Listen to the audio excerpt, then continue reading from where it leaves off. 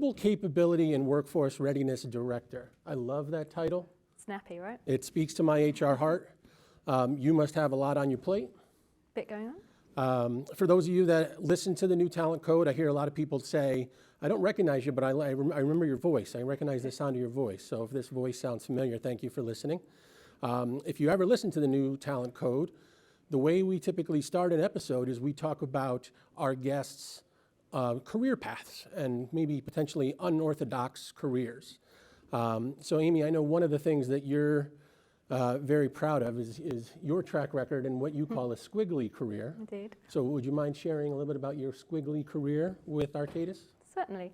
Thanks so much for the introduction, Andrea, and to meet you finally, Jason, face to face. I have to say, the first time I met Jason online, we started talking, and I was like, "Oh, you're that Jason!" The voice straight away. I was like, "Oh, that's. I've heard you on the podcast." So yeah, as Jason said, I've been at. I work for a company called Arcadis. So we offer sustainable design, engineering, construction and consultancy and digital services for natural and built assets. So quite a very traditional industry we work in, which I'll talk a bit about today actually in terms of the transformation. I've actually been at Arcadis, I actually joined Arcadis 18 years ago, which is a bit scary that I'm old enough to have worked for 18 years there. So I joined 18 years ago, and really in that time, I'm now on my 14th role. I'm living in my 5th different country with Arcadis, and I'm a boomerang employee, so I did leave for 18 months and came back. So as Jason says, I really fondly do believe I've had quite a squiggly career in terms of I've done a lot of different roles within people and culture, but also moved out of people and culture into more sort of business transformation and change, and then back in, and I've sort of moved up, I've moved sideways, I've moved backwards. And like I say, 14 roles in the time has led me now to the role with the job title that we kind of made up a few years ago, because we didn't really know what it was towards, but it's very purposefully bringing together capability development and talent acquisition. So we're really purposely trying to think about what are the skills we need in the future, and actually having one strategy to whether we build that, buy that, borrow that, bot that, whatever it might be, as opposed to the way we've always done things previously, which was run away and build talent or run away and buy talent. So I guess for me, this feels like a sort of, I guess, accumulation of lots of the experiences I've had over the years, really kind of career enhancing experience that has taken me in different directions. But I think the reason I feel really passionate about therefore the skills journey we're on is that I feel really privileged. It's actually quite a personalised career path around things that I'm really passionate about. But I recognise that I'm actually quite unique in Arcadis for that, and I shouldn't be unique, right? Like, all of our people should have the same opportunities to have such diverse pathways. So that's part of my personal driver, I guess, as to why this journey is really important. Yeah, how do you deliver that experience at scale, right? Yeah, exactly. Especially with 36,000 employees in 70 different countries, yeah. Right? So this morning, through the programming that we heard downstairs, we heard a lot about kind of the factors and forces driving this skill-based organization conversation and the pace of change. For your organization specifically at Arcadis, what was driving you getting involved in that conversation? Were there specific things in the business, specific things with customers that were kind of causing this to be the topic of conversation? Yeah, great question. I guess firstly, most importantly, no one came to me and said, we need to become we actually call it skills-powered organisation, so apologies if I slip into that. No one came to me and said, we need to become a skills-powered organisation, or we need to think more about skills, or we need a talent marketplace. Like, none of that language in any way was in the business prior to sort of us starting on that journey. But what did happen is a number of different sort of voices, a number of different data points, a number of different insights that actually, once I started to join some of those dots together, I realised that actually the sort of internal voice and what our people were telling us, the business pain points that I was hearing as I was talking to different people around the business, and then the external voice listening to podcasts such as the Talent Code and of course Josh Berson's and such like, actually once you started to connect those three kind of different buckets of insight together, it started to take shape that actually thinking about a skills journey could be relevant for us in our business. So it wasn't we thought of the skills program and then went, oh, how can we make that fit? And it certainly wasn't the business said we need to do this and then we sort of went. So it was kind of using that data and insight. So I guess from an internal voice perspective, one of the first things I did when I started to think I'm hearing a bit too much about this was very much around kind of really analysing all of our people data, and I'll talk a bit about that later. But what we fundamentally heard was that people wanted to see more diversity in their career paths. So when we were looking at we call it Your Voice, so our quarterly engagement survey, when we were looking at exit interviews, when we were looking at, we had a culture jam kind of sessions, that diversity of career paths and actually understanding career paths came through consistently in the messaging. And actually, happy to share, I'm not happy to share, but I will share, 35% of our leavers sort of consistently for the last few years have stated it's because of lack of career paths. So very, very clear voice from our people. And really as well, the bit that broke my heart was when I started to hear people say it's easier to find a job outside Arcadis than in Arcadis. And that's when I was like, this is not okay, right? Like this has got to change. So that internal voice was really loud and clear. From a business perspective then, I guess some of the key pain points that I started to be able to then connect the dots around.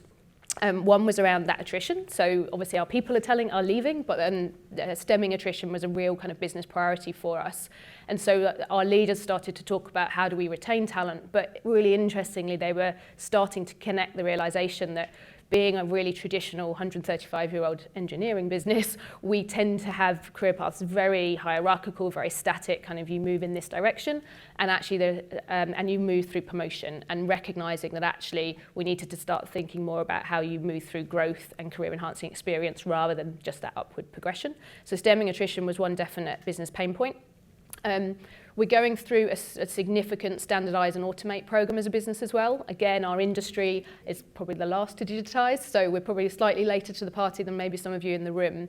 But that standardise and automate program fundamentally means that we're starting to think about how do we substitute, augment and reinvent work in order to enable us to release people's time to do things differently. So that ability for us to say, well, hang on, if we automate, we're freeing people's time, we have no idea what to do with it. This, again, was a sort of connecting point for that. But really importantly as well, for then us to be able to say to our people, look, we've actually understand where we can offer you opportunities to reskill, upskill and cross-skill, so that then it stops them from being resistant to that automation. So that's another key piece for us, is how do we help our people to be excited about that journey rather than the kind of resistance around it. So you can definitely tell you're living this in real life, Yeah. and you are in it. But you said no one came and knocked on your door asking you to do this, and you were putting the pieces together as you saw kind of the lay of the land, Yeah. and how all these elements fit together. So this session is titled Gaining Business Buy-in, and one of the common questions Andrea and I have received traveling around the country is, how do I begin? Where do I start? Right? How do we build this as a true talent transformation initiative that requires the whole enterprise and not just HR for HR? Yeah. So as you're thinking about this and putting the pieces together, can you walk us through kind of that process step to try to win over internal champions and engage the business? Yeah, so I think one of the first and most important things, and a lot of what I'm saying is really not rocket science, or like you said, have I got any secret ingredients? There's really not, but I'm definitely happy to share kind of my experience.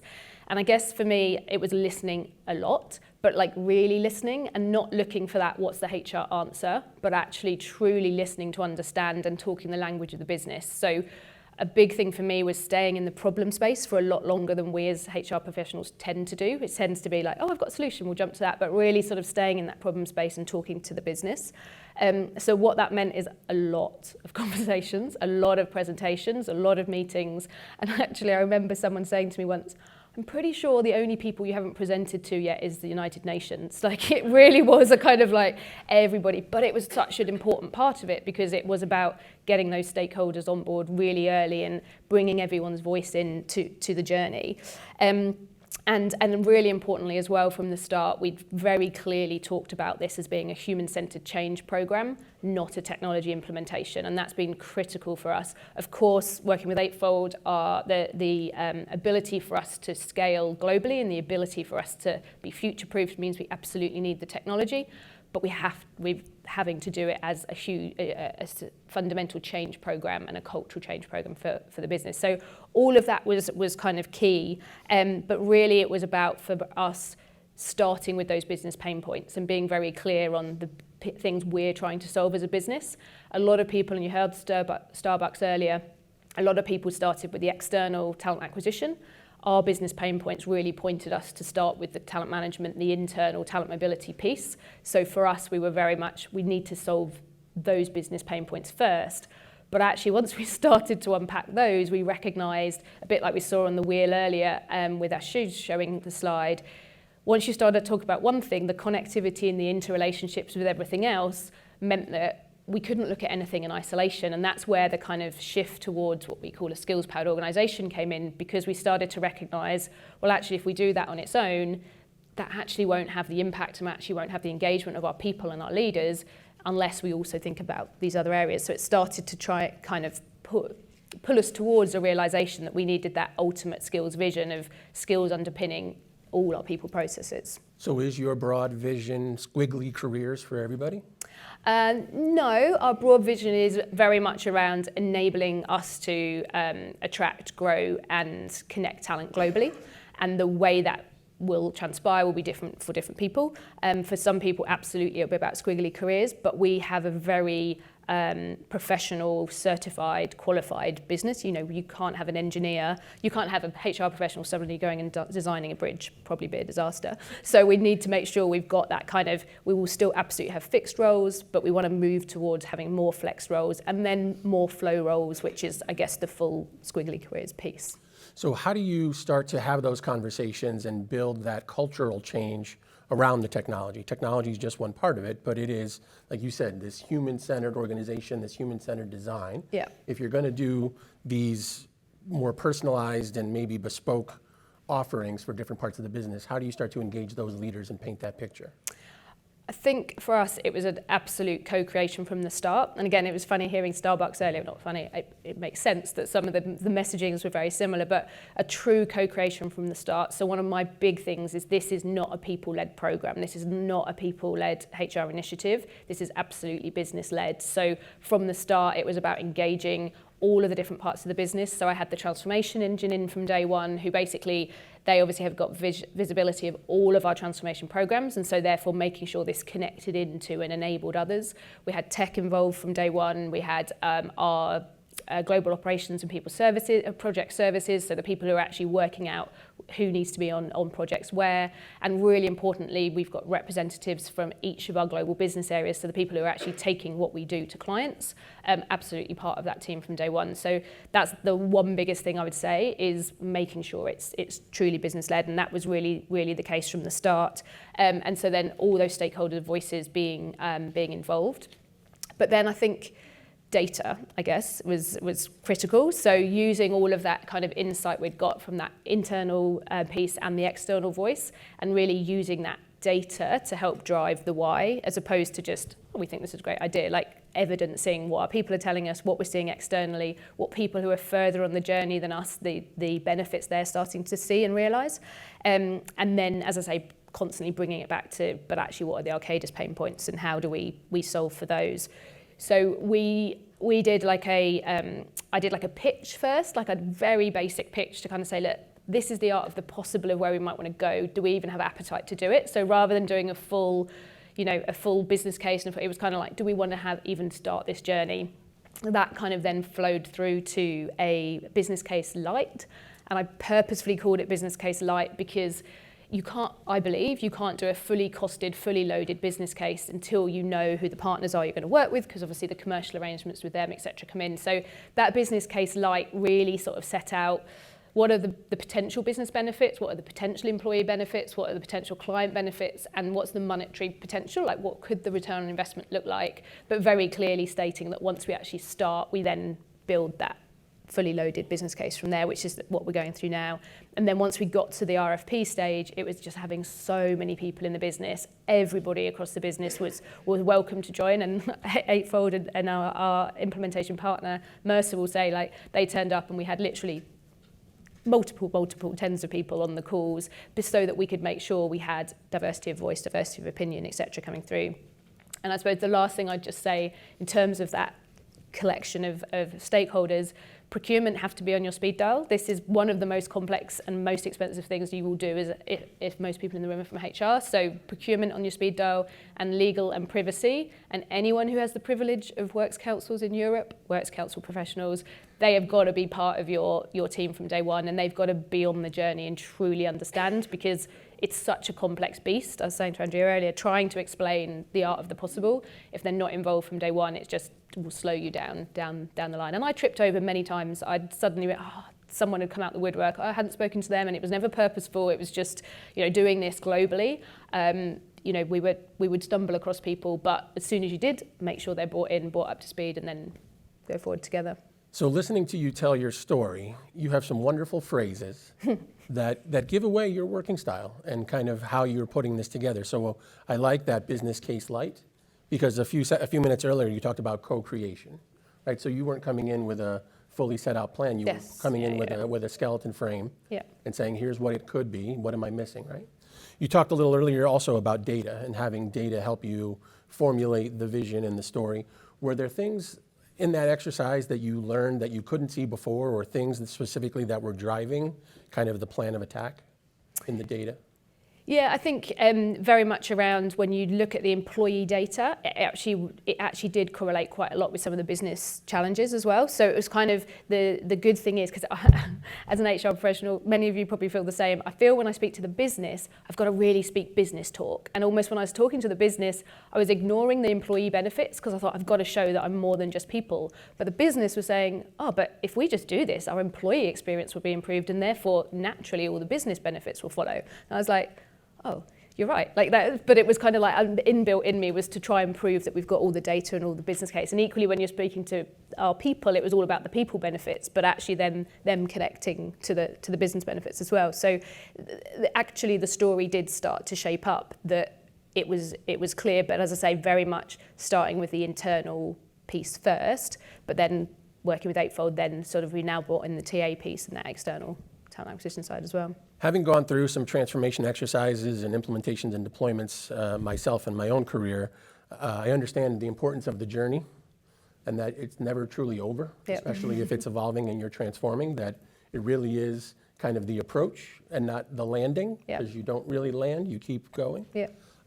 So I understand that aligns with some of your approach to this too, and you talk about having multiple horizons and kind of testing and learning along the way. Can you walk us through a little bit about kind of how you put that together for Arcadis? Yeah, certainly. So we've sort of landed on what we call a 5 horizon strategy. So very early on, it was very clear it needed to be a multi-year strategy and multiple horizons. Now, the reason I've designed it as multiple horizons is going back, as I said before, 135-year-old, very technical business. We are a tanker to move. So actually, placing myself in the shoes of the business and recognizing if I just went out and said, we're going to do all of this, we would never have got the buy-in. So giving the business the confidence that we're going to do it in a timely way, in a measured way.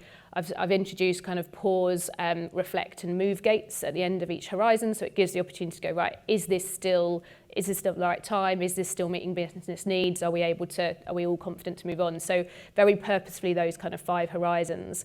And the Horizon 0, which we're in now, so we started on the 1st of March, and that takes us through to the end of May. This is very much the phase of kind of validation of everything that we've thought for the last year. So this has been a year in the making. It's not a quick journey, but actually this is therefore about saying, right, is the order of things we thought we should roll out right? So we've got what we call domains, but they're basically people processes. So we've got each of the people processes mapped out over the 5 horizons. And the skills transformation map that we're now building as part of Horizon 0 is checking, does that all make sense? Does the interdependencies, particularly when we start thinking about the technology in Eightfold, actually if we turn that one on, what impact does that have on something else? Do we need to regroup slightly differently? But that Horizon strategy will then enable us to do that in a planned and timely way.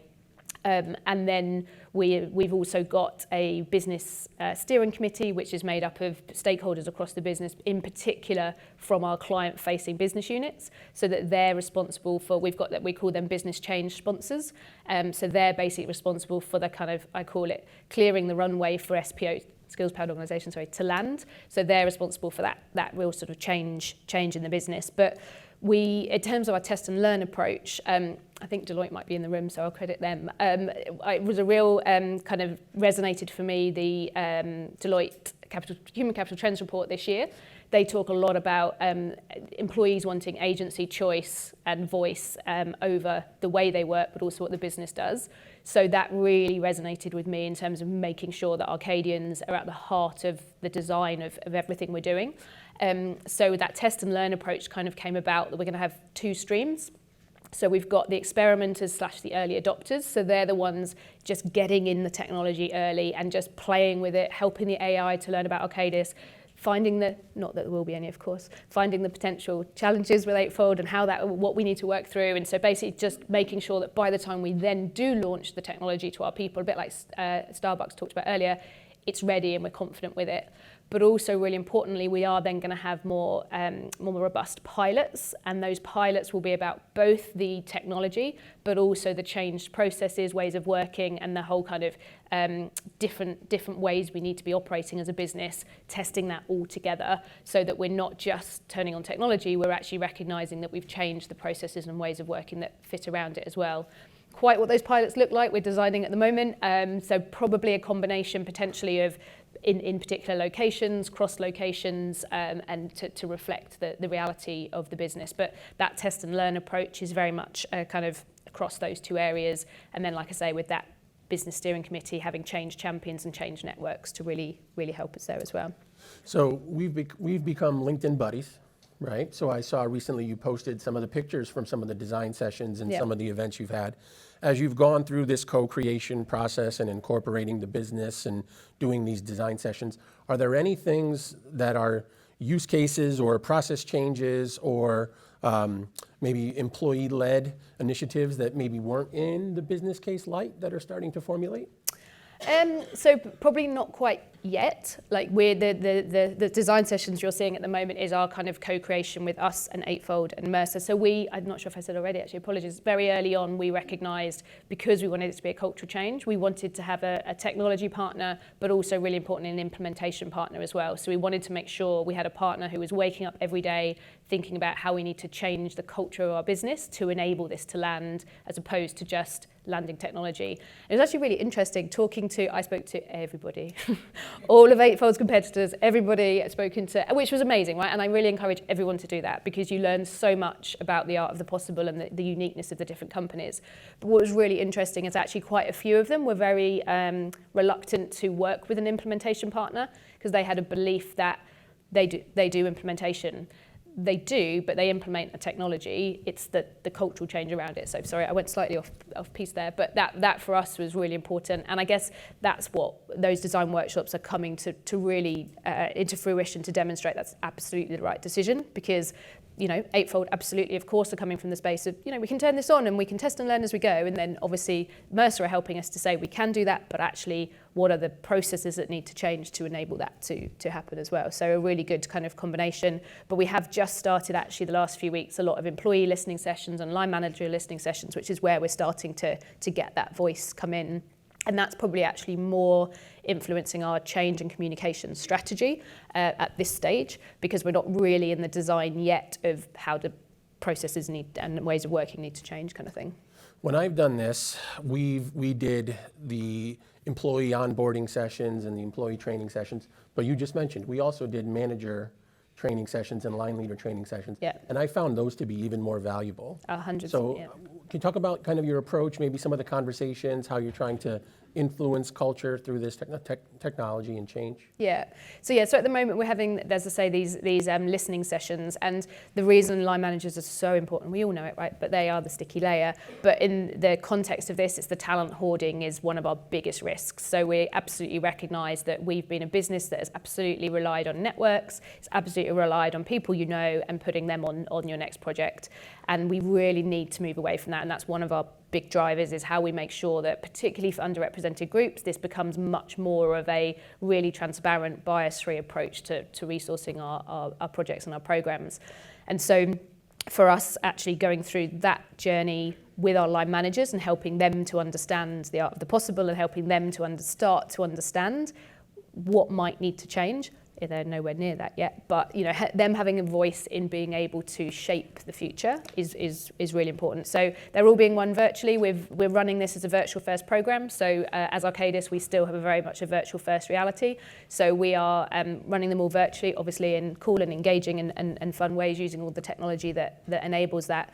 But really importantly, we're not saying, what do you think the skills-powered organisation means? Because that's not what this is about. We're talking about how could the business look differently, and how do you as leaders need to change your mindset and your behaviours to enable this to be the direction of travel. So actually that's one thing we've done a lot of work with, and we're still doing a lot of work with our leaders, is that mindset shift. So we're running a number of kind of what we're calling inspiration sessions with them to, again, not sell skills-powered organisation, but actually talk about how does the workforce of the future think differently? How does our workforce need to look different? How do we need to be doing work in different ways and in different places across the business to then get them to understand and recognise the value, therefore, of the journey we're on? Can't manage that kind of organization the way you managed organizations in the past. Yes, It's exactly. It's a completely different model, a completely different mindset. Yeah.